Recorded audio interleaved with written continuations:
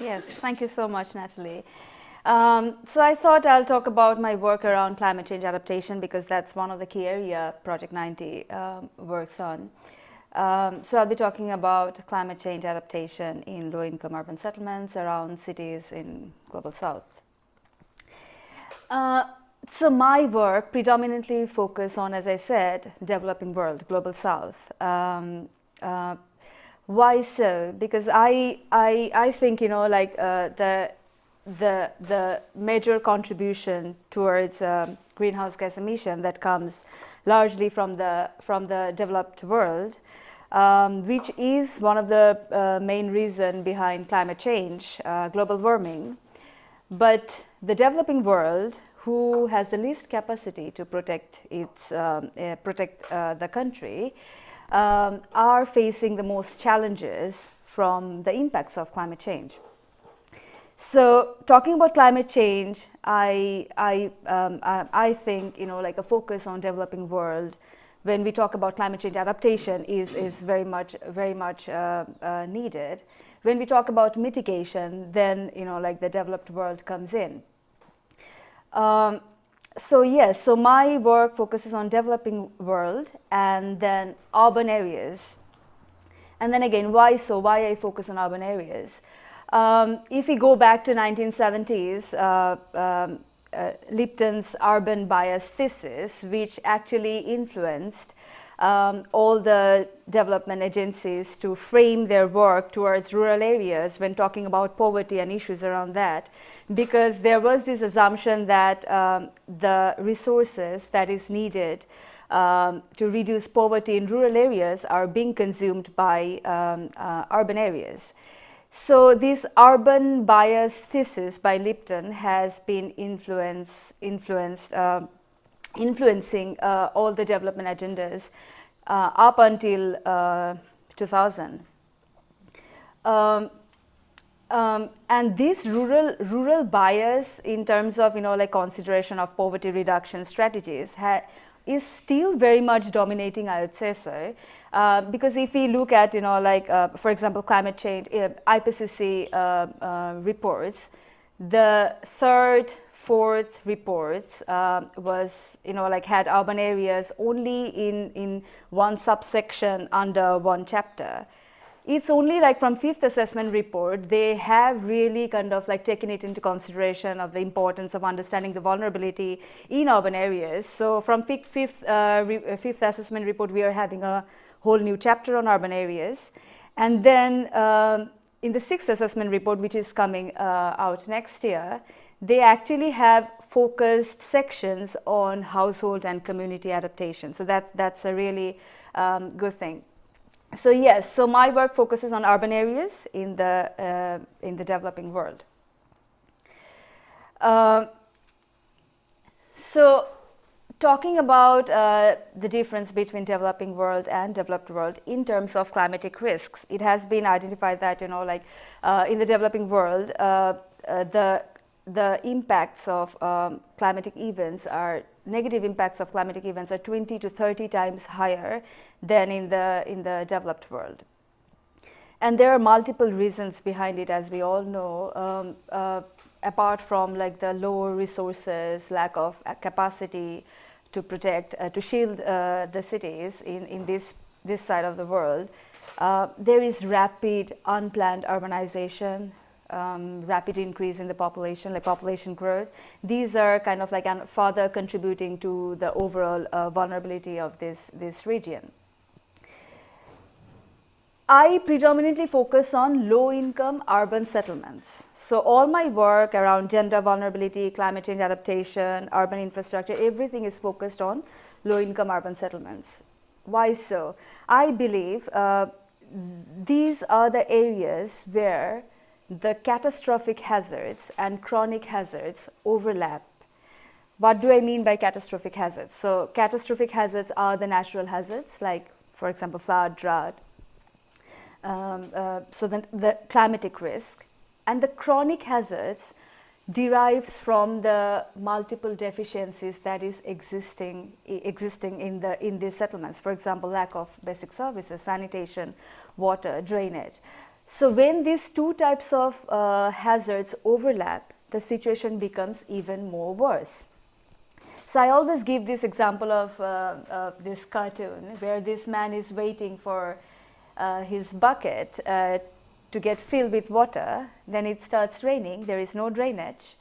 So the city gets full, or the settlements get full with water even before the bucket gets filled up. So it's a good example of, like when, like the climatic hazards and the chronic hazards overlap.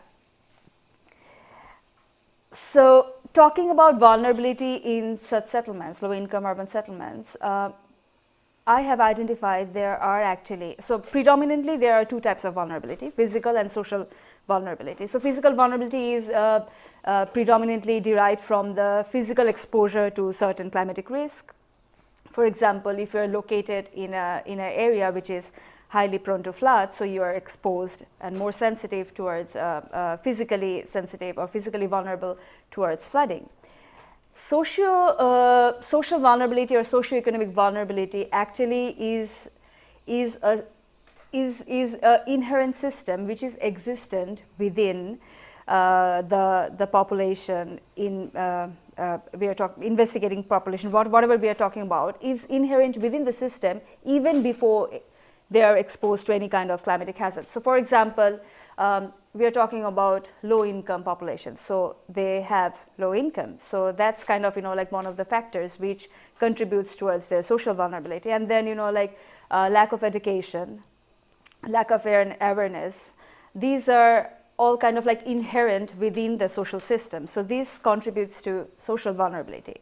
There are two other types of vulnerability which is very much evident in cities in Global South, particularly talking about the low-income settlements. These are legal and political vulnerability. These actually, in principle, can come under the broader domain of social vulnerability, but let me explain that. So legal vulnerability basically derives from lack of tenureship.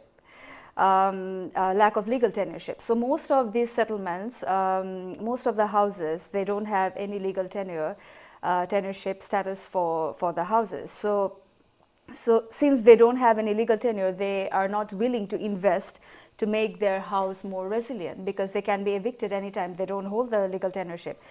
So this further adds to the vulnerability. That's an added status, particularly talking about the low-income settlements, which is actually unique to low-income settlements, being not given or not being able to have a legal tenureship status. And the political vulnerability derives from being sidelined from the political policy making or participatory processes that like the governance processes. For example, I'll show you some examples, practical examples, how this political vulnerability is playing a vital role behind these low-income settlements.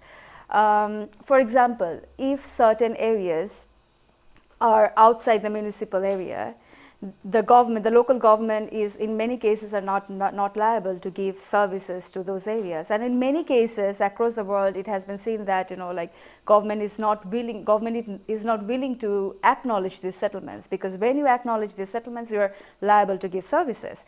So political vulnerability derives from this aspect where government tends to sideline or overlook these settlements, and as a result they are deprived of all development activities within the city. There are multiple drivers behind these different types of vulnerability, and you don't have to really understand this diagram. It just gives you an understanding how every driver contributes directly or indirectly to different types of vulnerability. It's not that, for example, location is practically a physical vulnerability, but the location you choose actually derives from the capacity you have to spend in having a less vulnerable or more proper developed area. So in most cases, these settlements tend to, choose an area which is like least desirable to habit, and it's not habitable because the risk of eviction is less. So location is derived from social vulnerability, and again the location that you choose contributes to your physical vulnerability. And then, as I said, tenureship is a legal vulnerability, but that is very much derived from the financial capacity that you have to ensure a legal tenureship. So again, income is connected to tenureship. Political vulnerability, as I said, location. If your settlement is located outside the municipal area, because you don't have the capacity to secure a location within the municipal area because the land price is higher. So through this location, you are, in many cases, you are kind of sidelined from the development activities which is provided by the city government, local government. So yeah, so all these drivers behind each types of vulnerability are connected and contributing to different types of vulnerabilities. So these are all connected. Talking about this location, I'll give you an example of Dhaka, the capital of Bangladesh. So Dhaka is the fifth fastest growing megacities in the world. It is rapidly urbanizing. Huge number of people coming in, migrating every year to have income generating opportunities, because the economic opportunities are very much centralized in the primary cities. So if you see this picture, so half of the city, you see the red highlighted area, is extension of Dhaka city. So it is not within the municipality area, but it is the greater Dhaka city. If you see the second image, the green demarcated area, this area, as of now, has been included within the municipal area, but you can see the major portion of the area, Dhaka East, is out of municipal area. And this is actually half of Dhaka city. So you cannot really ignore that part of the city. Most of the low-income settlements of the city is located in this area, because this area is predominantly a low-lying area. So most of the water retention areas are here. It's highly prone to floods, and it is by the side of a river. Historically, the whole city used to drain to this area to the river. So this worked as a natural drainage area for the whole city. But now all these wetlands are being filled up in the name of development, because there is land scarcity and the city needs more space. So there are still lands available in this area. So all the low income people who are moving into the city tends to find their housing in this part of the city. If you see the extreme right hand image, this is during 1998 flood. So you can see that this part was completely flooded, and it was inundated for the longest period of time, so for about 2 months. So you can kind of relate, why this part is more vulnerable. The natural drainage is not working, because the wetlands are being filled, and being a member of the least developed countries, the city doesn't have enough capacity to provide enough drainage infrastructure in this area. So there is not enough drainage infrastructure. The natural drainage is not working. So the result is inundation.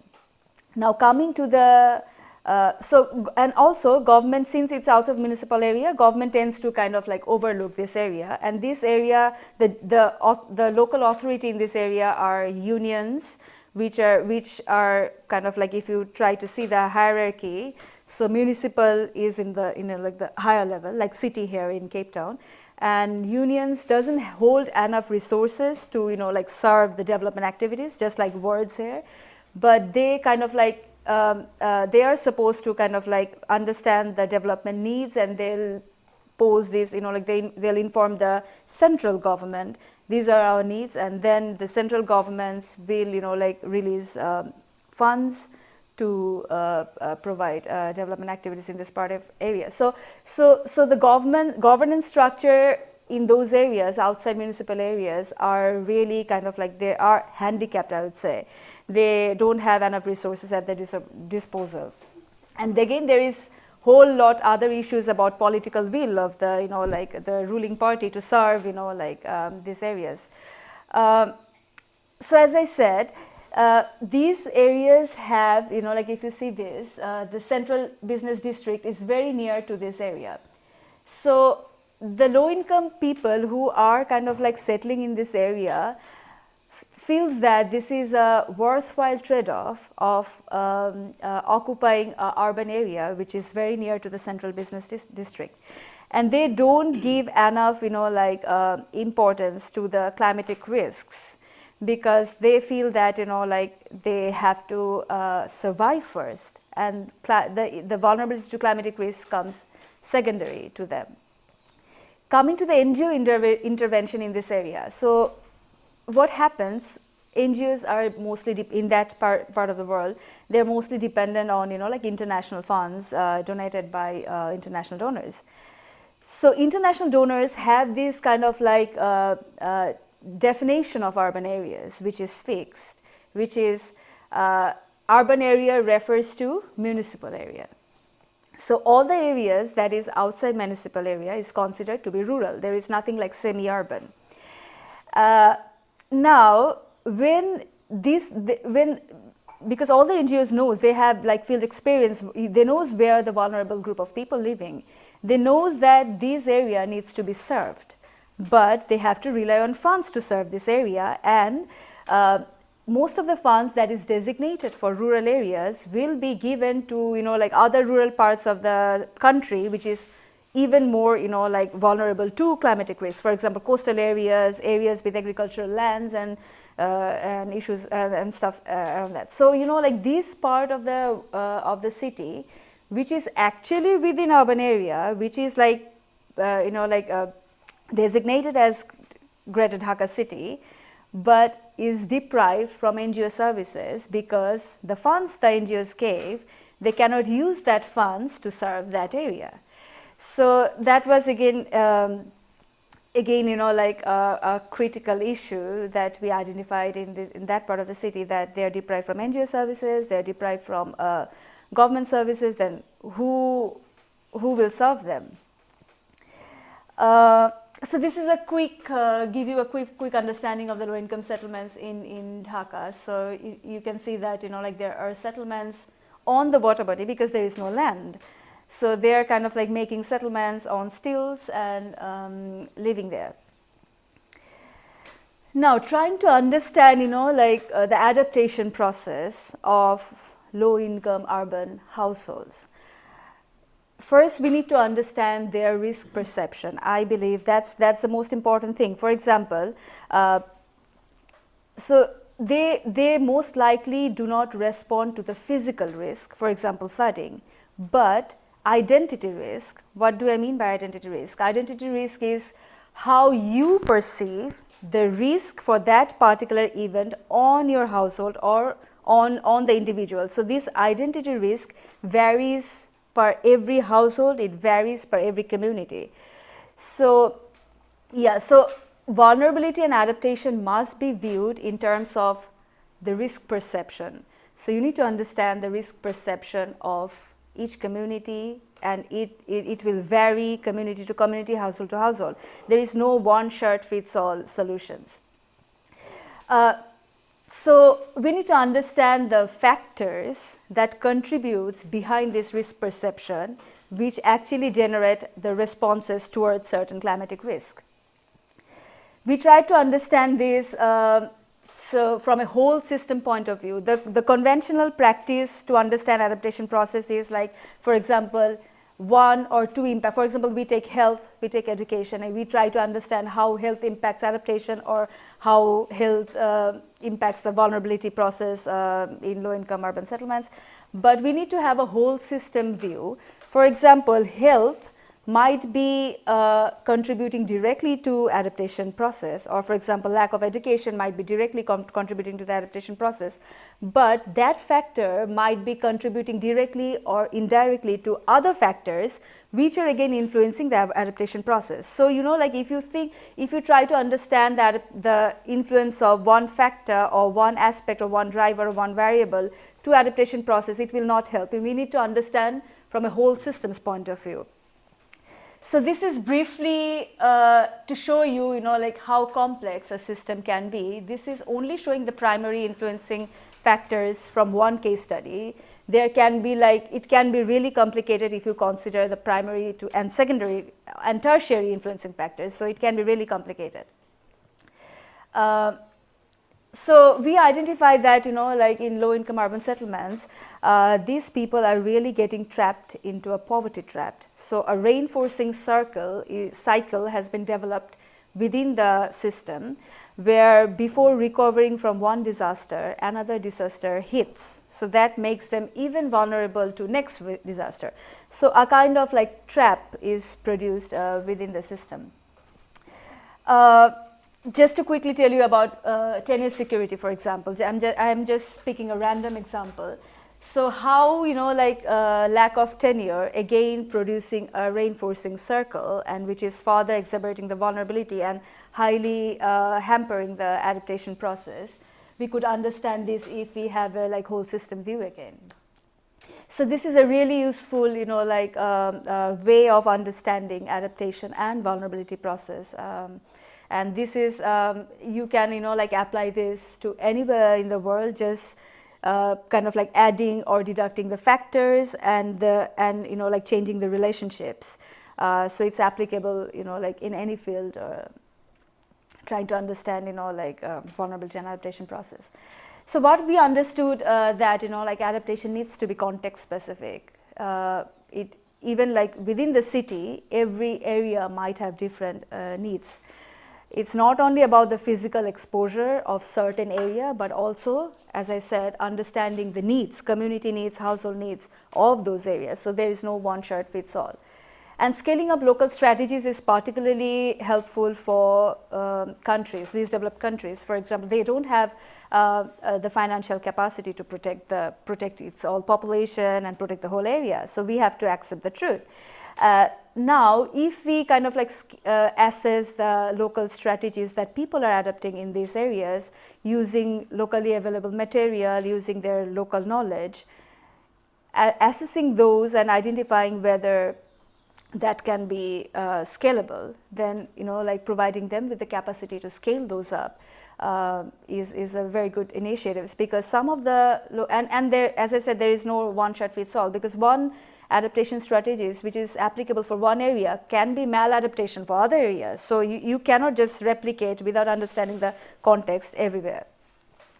And of course, understanding the synergy between adaptation and development. So all the vulnerability factors, like the drivers behind vulnerability in these settlements, are mostly derived from the lack of development. For example, if I say lack of basic services, if I say education, sanitation, health facility, so these are very much deriving from the development context. So rather, the current practice is that adaptation and development are two different things. So we have this National Adaptation Plan of Action, and we have SDGs, for example. These needs to be integrated, because adaptation and development are complementary. The drivers for vulnerability is deriving from the lack of development issues. So these two needs to be considered together to make to address the needs of the low-income settlements in Global South. Of course, promoting inclusive policy making.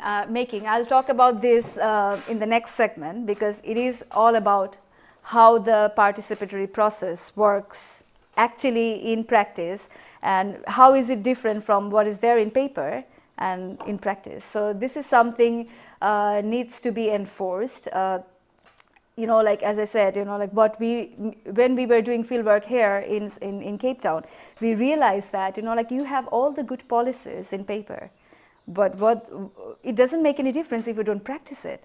So we have this proper structure, like how, like the local people's needs should be, reached to the, like city or, like high level of government. But if those are not practiced, it doesn't make any sense. So promoting inclusive policy making, understanding community needs, understanding area-based needs is like highly needed.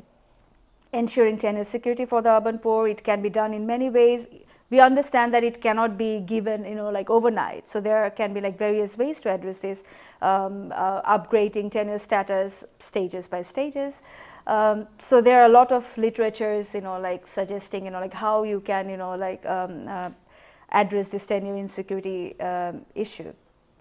And then acknowledging and employing the potential of CBO. Again, this is what we understood, again, like during our fieldwork, where, like in many cases we have identified that, like how the community leaders are working much better than, like the existing governance structure that is in place in such settlements. So acknowledging and encouraging and facilitating this community-based organization to serve the people, and probably including them, like in the governance process, would be a way to, like acknowledge the adaptation process. And then channeling funds outside government and revising the definition of urban areas. These two are interconnected. For example, many NGOs are actually, and most of the NGOs I would say, are willing to serve these people. They know, like who are in need, but their hands are kind of like, like they cannot do much if they don't have access to enough funds. Most of these funds, particularly in South Asia, are being controlled by government. So all these international funds has to go through government organization, have to be passed, and then, like released to the NGOs. And then government is not willing to give you funds for those services which they don't consider. For example, you want to serve one of the most vulnerable low-income settlement in an area, and that settlement is not acknowledged by government. Then government will not release fund to help you with those settlements. So there has to be channels to channel funds outside government, which can directly, like go to the NGOs. And of course, the definition of urban areas is very context specific. It cannot be fixed. It needs to be flexible to fit each context. I'll quickly touch upon the gender vulnerability issues, because I was having this discussion with Tina, and Tina was very interested to address this. We can discuss further. I'll just quickly tell you two of the cases that we did. One was in India, which was more focused on slum rehabilitation policies, how we can mainstream gender into slum rehabilitation policies, and the other one was on climate change adaptation in Dhaka. So both the cases, so the cases are different in a way that so the left diagram shows. So we took a lens of built environment to look into gender vulnerability, because we talked about slum rehabilitation. We identified how the existing policy is further reinforcing gender vulnerability in those slum rehabilitation houses. And the other one was climate adaptation process, how the socio-cultural factors are hampering females to kind of like build their adaptive capacity, access the outside world, and utilize their potential, increase their adaptive capacity to be resilient towards climatic risks. So in both cases, we found that social capital was a key factor, which lack of it is contributing to gendered vulnerability, and having access to social capital, community bonding can hugely change the system, positively influencing the adaptation process. In case of the built environment, we identified that in the slum rehabilitated slum housings, like the vertical slums I showed the other day, they don't have any accessible communal spaces, so which breaks the social capital, which breaks the community bonding, and which traps the female living on those settlements in kind of a loop where they don't have, which leads to like time poverty, because they have to spend much time to childcare, which was not there in slums, because they can rely on the neighbors for childcare and issues around that. And then because the social capital is broken, they don't know, they cannot access the information. For example, in that area there is one NGO which are serving the females, but they don't have access to the information that there are some sort of helps out there. So what happens that they are trapped in the informal economy or less skilled labor. They couldn't they can't like explore their potential. They cannot get engaged in skilled labor force. So it all contributes to like negatively hampering, negatively influencing their adaptive capacity. Again, same in terms of climate change adaptation, we identify that women are being treated as the primary carer for households. So they are the last person to leave the household, making sure that like the rest of the family is safe and secure. And then they don't have access to outside world because of the socio-cultural like restrictions posed on them. So they don't often get the information of like early warning of certain climatic risk. And then all the shelters or like emergency response mechanisms to like flooding, for example, they feel like they have to stay there with unknown males. So they tend to kind of like try to avoid that, and they tend to like sit back and stay inside the house till like till the last breath, for example. So I have identified, I have seen it physically like that when like the house is full of water, they go to the roof. But yet then like they will not like feel that I need to go and like go to a safe place. So these gendered considerations, which are very much we cannot like overnight change the socio-cultural factors, but how we can help these people, we can address these issues, existing socio-cultural issues, and then like if the policies address these issues, and like for example if there is like shelters which are considering like these gendered issues around social issues, that can be a way to address that. And again, as I said, social capital is like really like upcoming agenda these days when you try to talk about gender, because these two have direct like connection in terms of vulnerability and also in terms of adaptation. So that can be a very like important aspect to touch if you want to talk about like gender and climate change adaptation. I can talk about this later with anyone interested. Now, coming to today's agenda of our collaboration between Cambridge University and Project 90 by 2030. I'll talk about the project first. So this is an interdisciplinary research project which explores participatory governance processes in low-income urban settlements in South Africa, with a particular focus on energy access and innovation. So the research explores the way in which low-income urban settlements can engage with other divergent stakeholders in energy domain to address the issues in relevance to energy provision and energy access. The interdisciplinary research team has like 4 departments, involves 4 departments in Cambridge University because it's interdisciplinary. So it has engineering department, geography, architecture, and business school. The academic partner, local partner is African Climate and Development Institute. ISCA is one of the co-investigator for our project, and the NGO partner is Project 90 by 2030. So it is an interdisciplinary team. I'll explain further how. First, let's discuss about, quickly about the overarching aims that we have for this project. Firstly, of course, to implement an interdisciplinary approach that delivers learning across physical and social science.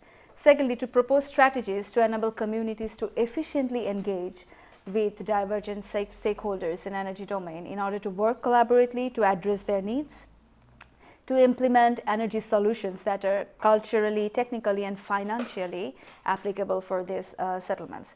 So basically, it attempts to bridge the macro level South African government development objectives of universal access to energy and low income communities' energy needs and aspirations.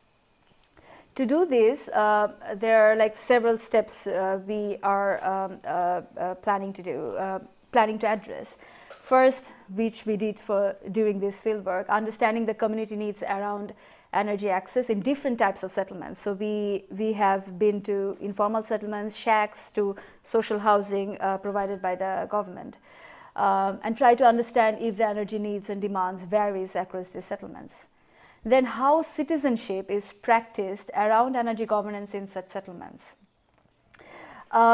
So we try to understand the characteristics of the institutional spaces where this type of participation is supposed to occur. So these are like the invited spaces, that is like as per the policies, existing policies provided by the government to make sure the micro level communities and households can participate, their needs are being presented in the process. So we try to understand the characteristics of these invited spaces, and then understanding the nature and dynamics of interaction between the low income communities and government within the existing political structure. So this is about the practice. Previously I was talking about the paper, like the policy, and now we are trying to identify like what is there in practice. If there is these invited spaces, whether these spaces are being practiced, if yes, how, which we didn't identify. If not, why not? Trying to understand the challenges and obstacles of such participation. And then to compare the realities at household and communal level with the perceptions of the macro level actors, for example, like the city government, which are involved in planning, design and delivery of energy services in such settlements. So I'll skip this. So it is about like the theoretical perspective of citizenship participation, where like we talk about invented spaces and invited spaces. So we will take this like academic perspective to understand the participatory governance process in Cape Town. So though it's too early to talk about the outputs or like what we can talk about what we expect to get out of this project is identify innovative interventions to strengthen participation in local governance process, or at least minimize the barriers in current landscape, and also to identify the enabling factors and enabling environment that can induce participation of these people in the existing governance process. So how this collaboration work, I feel this is very important for us to understand. I believe this collaboration between academic from us, for example, Cambridge University, we have from UK, and here in Africa we have academic partner University of Cape Town. We have NGO partner Project 90 by 2030. So this provides us as a platform for co-production of knowledge. We bring our experience around the same common interest which we are all working around, like energy governance and low-income population, low-income people. So we bring our academic perspective on the same issue, and you have long experience in the field working on energy issues and low-income settlements. You bring your practical experience from that field. Here, this is how this platform gives us this, provides us with the opportunity to co-produce knowledge on a common interest. So I think this is a great opportunity for us from Cambridge, from Cambridge University to partner with Project 90 to share your experience, and we can collaborate and co-produce to co-produce new knowledge, I would say, new knowledge around energy governance in low-income urban settlements. So yeah, thank you Project 90 for giving us this opportunity. Thanks African Climate and Development Institute for giving us this opportunity and connecting us to Project 90. I think this is going to be a great collaboration.